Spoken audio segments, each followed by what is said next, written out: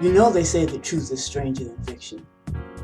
Well, one day Officer Johnson was driving home from the precinct.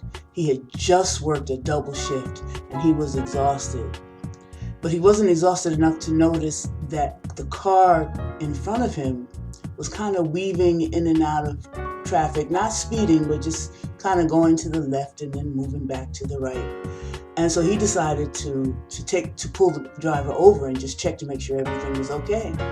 So he put on his siren and he drove up next to the car and motioned to the driver to pull over. And the driver pulled over right away. And the officer got to the window of the car and motioned for the driver to roll the window down. And when the driver rolled the window down, he realized that the officer was a minister.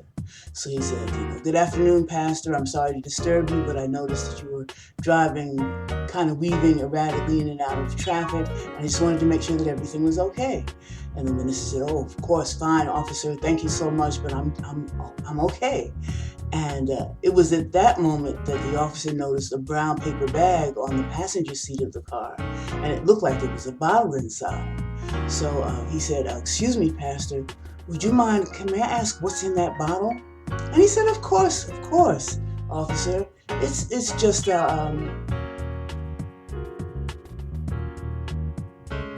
bottle of holy water."